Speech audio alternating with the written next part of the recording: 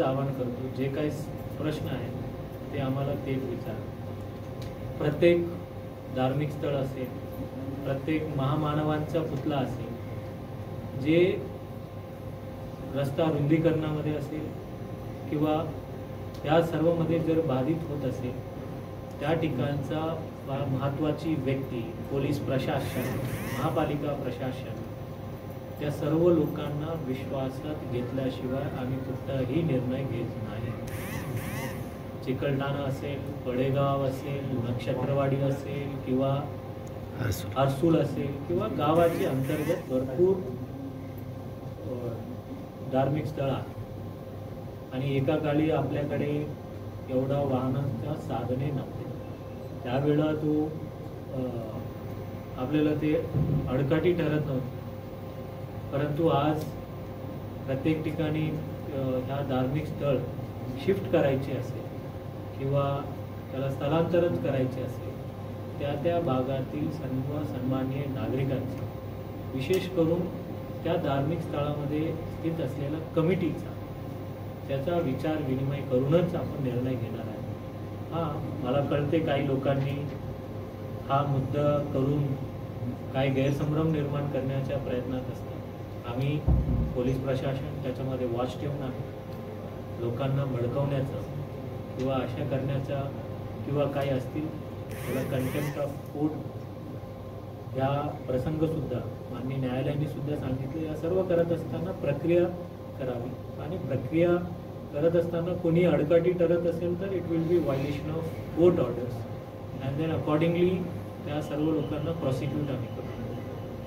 Thank you sir. धन्यवाद. अजून एक जी कारवाई तंडावलीचा प्रश्न नाही आहे की मला सर्व छत्रपती संभाजीनगरकरांना धन्यवाद आणि आभार मानायचे की ज्या ज्या वेळेला आम्ही अनाऊन्समेंट करतो, अनाऊन्समेंट केल्यानंतर मार्किंग करतो, मार्किंग केल्यानंतर बरेच अनाऊन्समेंट केल्यानंतर 20% 30% स्वतःहून काढून घेतात. मार्किंग केल्यानंतर तर अजून 90% काढून घेत आहे.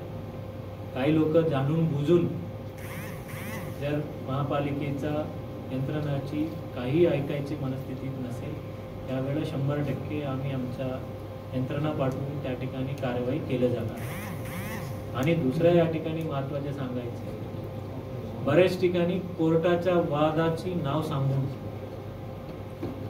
त्या ठिकाणी विना परवानगीचं बांधकाम त्या ठिकाणी व्यवसाय त्या ठिकाणी करतात. ते स्वतःहून काढून एखादा जमिनीची वाद असेल त्या ठिकाणी जमिनीमध्ये काही करू नका, तुम्ही ताबा ठेवू शकता, परंतु त्या ठिकाणी व्यवसाय पण करायचा, कुठले कर नाही भरायची, कुठले परवानगी नाही घ्यायची आणि माननीय न्यायालयाचं नाव सांगून त्या ठिकाणी चुकीचं काम त्या ठिकाणी करू नये. तुम्ही प्रत्येक ऑर्डर वाचून आणि त्या ठिकाणी अतिक्रमण, अनधिकृत बांधकाम त्यावर कारवाई करणार. सर, पर्यावरणपूरक अंत्यसंस्कार हा फार महत्त्वाचा मुद्दा आहे, पण त्याबाबत जनजागृती होत नाही आहे.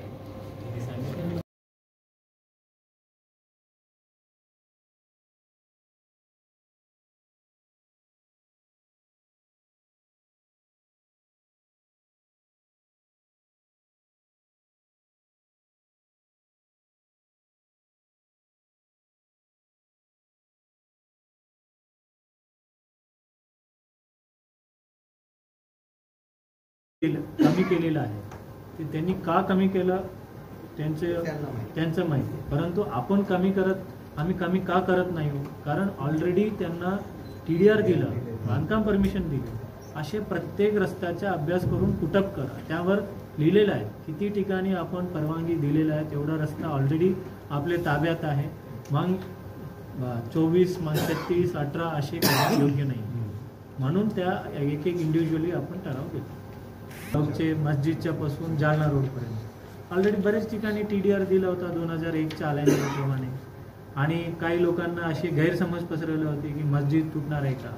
ते खूप जुना मस्जिद आहे आणि ते मस्जिदच्या बाउंड्री पकडून तो रिअलाइनमेंट करून 2001च्या प्रमाणेच करणार आहे आणि 1च्या प्रमाणेच त्या ठिकाणी 30 मीटरचा रस्ता होणार. नवीन अलाइनमेंट जी केली राईटला वाढवली ती आपण नाही, ते नाही. आणि त्या टोटल स्टेशन करणार, मार्किंग करणार आणि मार्किंगमध्ये ज्या ज्या ठिकाणी शक्यतो धार्मिक स्थळ वाचता येईल का त्या पद्धतीनं बघून त्या ठिकाणी आपण मार्किंग करून कारवाई करू. परंतु ते 30 मीटर नाथ व्हॅलीच्या चंपा चौकची ऑरेंज सिटीची सॉलिटेअर पासून पाठीमागे जे ऑरेंज सिटी पर्यंत जाणार आहे.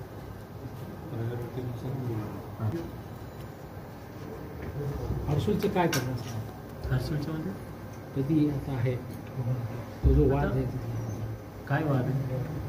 लोक अजूनही धार्मिक स्थळासाठी धार्मिक स्थळाला आपण स्वयं आत्ताही माझ्याकडे नक्षत्रवाडीचे धार्मिक स्थळाची मंडळी येऊन गेली की त्याला आपण चर्चा विनिमय वगैरे करून आपण प्रोसिजर फॉलो करून आपण कारवाई करतो. आणि पडेगावचे हनुमंतरायाचं मंदिरचे आहे, त्यांनी त्या ठिकाणी वाणी म्हणून ते त्या ठिकाणी व्यक्ती आहे, त्यांनी येऊन त्यांनी जागा देण्याची कबुली केली, मला शाल श्रीफल देऊन सत्कार केला कि सर मैंने उनको बोला है कि हमारे से भी कुछ लीजिए. नहीं सर आपसे हमको जरूरत नहीं. मैंने बोला फिर भी हम देंगे कि आप वहाँ पे मतलब पर्सनल लेवल पे कि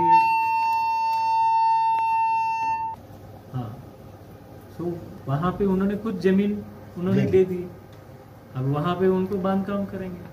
तसेच आपण हर्सुलचा पण आणि तसेच इथं चिकलठाणामध्ये स्वयं ते तिथं पण हनुमंतरायाच्या मंदिराची त्यांनी स्वतः कटिंग करून घेतली.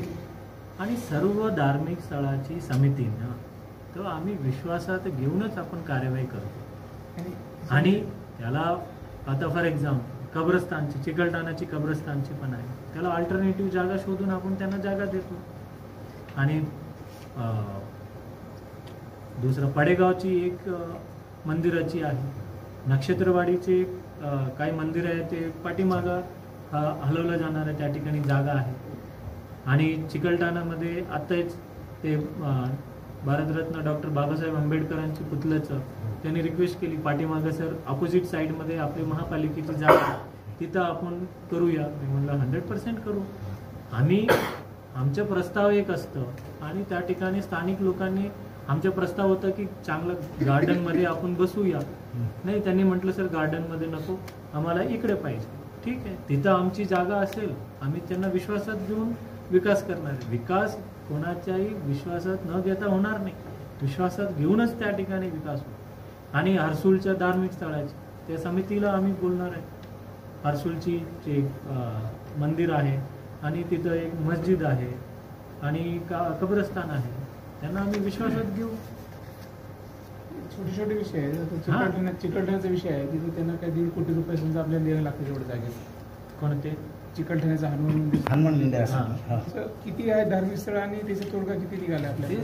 दॅट इज व्हॉट एक्झॅक्टली आता आपली जे मार्किंग आहे एक्झॅक्टली टू बी स्पेसिफिक की कोणाची किती जागा जातो. आता मी पैसे देताना असे रॅन्डमली तरी देत आहे नाही, गुणाकार वगैरे वगैरे त्या पद्धतीनेच केलं जाणार. आता जे काही पैसे वसुली होऊ राहिले हे सर्व वसुली त्याच्यासाठीच आपण ठेवतो, ज्यांना ज्यांना मोबदलाची देण्याची अपेक्षा आहे.